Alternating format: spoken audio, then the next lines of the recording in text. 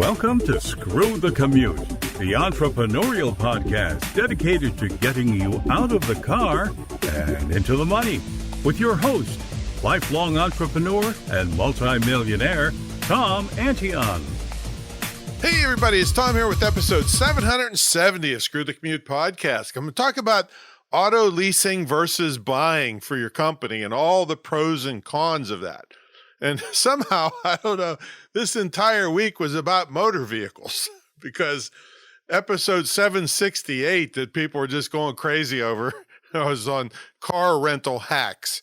I could save you thousands of dollars on car rentals if you just listen to that episode.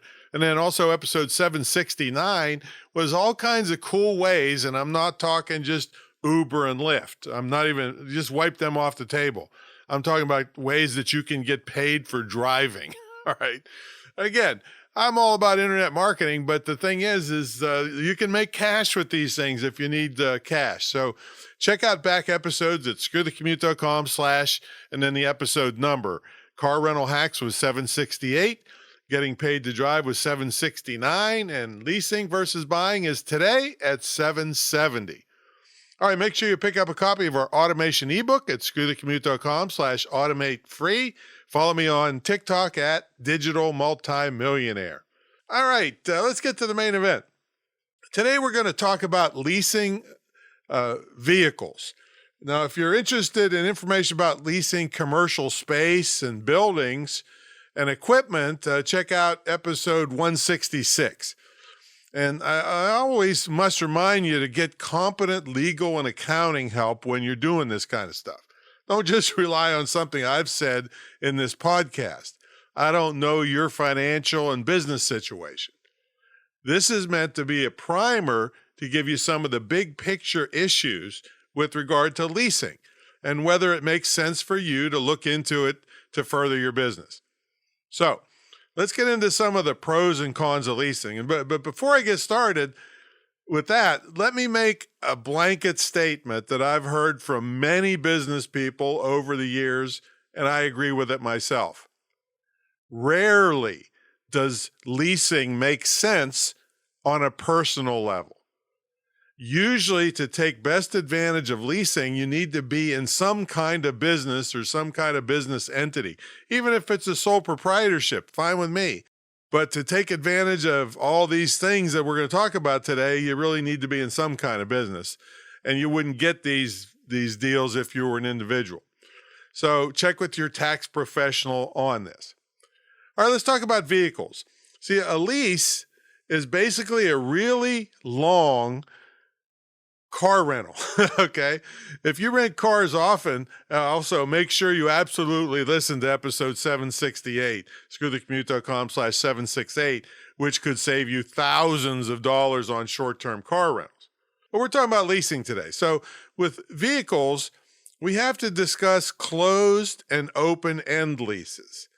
With a closed-end lease, the lessor, that's the company you're leasing from, assumes the risk that the vehicle will depreciate, in other words, become less valuable over time.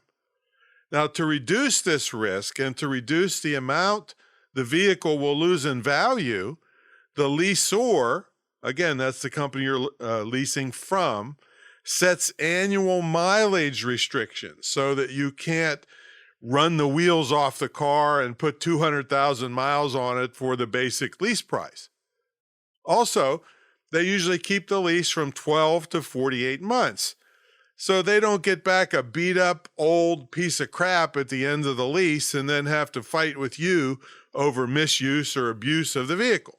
If you do go over the mileage allotted, you usually pay a hefty premium, like 15 to 30 cents per mile or more, and that really adds up. At the end of the lease, you'll have the option to purchase the vehicle at the, and here's the word, residual value, or just return the vehicle to the lessor. Now, the residual value of the car is what the car is worth at the end of the lease term, assuming typical wear and tear. Residual value is determined by the bank or finance company that's holding your lease contract. And it's usually non-negotiable, okay?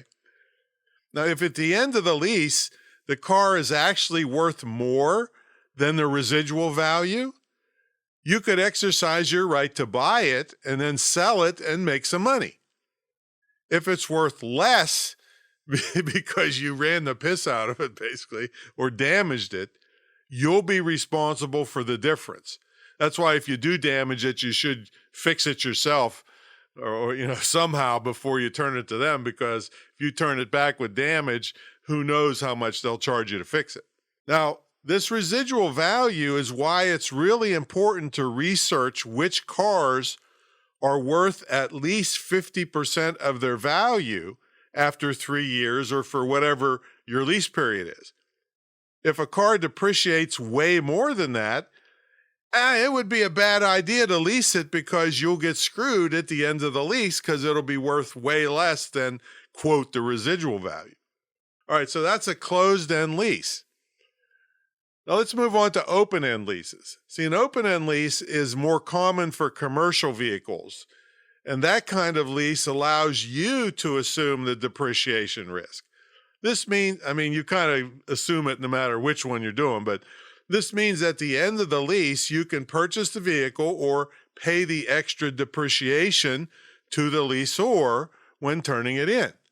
So if you beat up the vehicle and put tons of miles on it, well, great. But you will either buy it at the end or pay up for beating it up, all right? But in either lease, you're going to pay one way or the other for beating up a vehicle. There's no way around that. Now I want to tell you a story about my leased Mercedes and how my dogs gave me 2-week headaches all the time. But before that, let me tell you about what I did about 25 years ago to turn the internet training world on its head. See, people at that time were like me, were charging 50 or 100 grand up front to teach what we knew to clueless business people who refused to learn it on their own. And I'm a small business advocate, and I knew many small businesses could never afford that kind of upfront money. So I made all those gurus mad by charging a relatively small entry fee to my program that also got a percentage of profits that was capped, so that you're not stuck with me forever. So for me to get my big money, you had to make way bigger money. So for me to get my 50,000, you had to net 200,000. Well, guess what? People loved this, and they knew I wasn't going to disappear because I want to get my money. Sorry. And I went several steps further of things that were never done before. I got this big estate home and TV studio where my students, as part of their year-long training, come and actually stay in my house for an immersion weekend. And that's just one of the unique features. They also get a scholarship to my very unique, that's the only licensed dedicated internet marketing school in the country, digital marketing too. And they can gift that to someone, their children, nephews, nieces, grandchildren, and save those kids a fortune and give them an actual marketing or actual marketable skill. So anyway, check it all out at greatinternetmarketingtraining.com. We'll have that in the show notes, and give me a call if you want to discuss. No high pressure here. Okay, here's my headache, my 2-week headache. For about 9 years, I leased a Mercedes sedan every 3 years.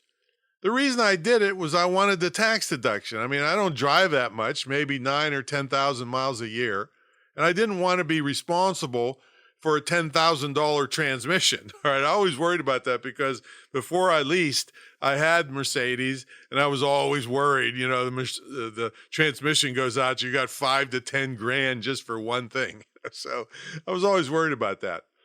And I'd still be leasing them if it wasn't for my dogs. All right, so I kind of cheated for a year or so by putting my 2 German Shepherds in the back seat of the Mercedes, which was a major no-no in my lease agreement. You weren't allowed to have animals in the car. Well, so I bought a big, tough dog seat cover, but there was still dog hair everywhere.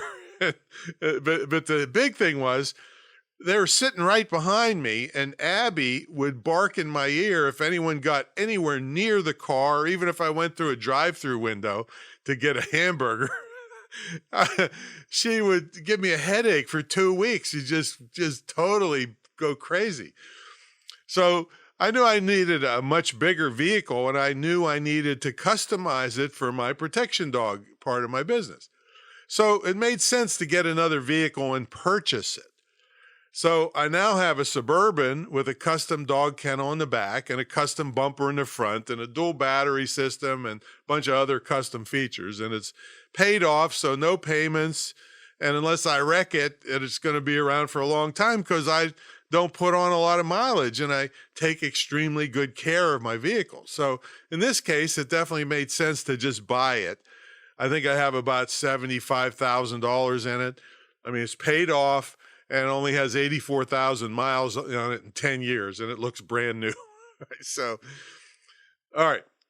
So let's take a look at a bunch of advantages to leasing, and then we'll get into some disadvantages of leasing. So one of the advantages is potential tax benefits. So your lease payments are normally tax deductible, but that depends on whether you take your standard mileage deduction or not. So again, check with your tax advisor. And it's easy to stay competitive. So you can drive a much nicer car than you could normally afford. So if you need to, to keep up with the Joneses businesses, to look good and look successful, then you can do that much cheaper. It's easier to get approved. You don't actually own the car. You typically don't need as much money up front. And with great credit, I don't think I ever put any money up front on, these $100,000 Mercedes that I lease. Usually a lower payment than a car loan payment would be. And it can be better and cheaper for you as prices go up on new cars. So if you don't want to buy a new car because of the inflated prices. And most leases are under the warranty period of the car. And as long as you make sure you have a good lease agreement that covers you, major failures of the car, like blown engines or bad transmissions, aren't your problem. Another thing is you don't have to go through the hassle of selling the car when the lease is up. You just turn it back in, or you can buy it from them. And plus, you can enjoy driving a new car every few years. So again, these are advantages of leasing, but you must check with your tax professional when considering a lease, because a lot of things can go wrong. Okay, some disadvantages of leasing is you will pay a premium if you go over the allotted miles, and that can add up pretty fast. You'll be responsible for excessive wear on the car. Typical wear, fine, but excessive wear on the car and any damages to the body and interior, it's your trouble. You're going to get charged. You can't use the vehicle in any way you want with no strings attached, like with my dogs. And some don't allow you to drive on dirt roads. Think about that. Or on any off-road situation. I mean, you'd technically be in violation of the lease to go park in a field at the Kentucky Derby or something if it wasn't paved.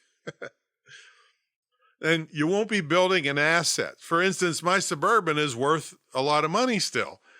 And if I ever decide to sell it, I could get money out of it. And you won't be able to take depreciation deductions off your taxes. Again, this is one of your tax advisor areas to discuss. Now, this is a big one.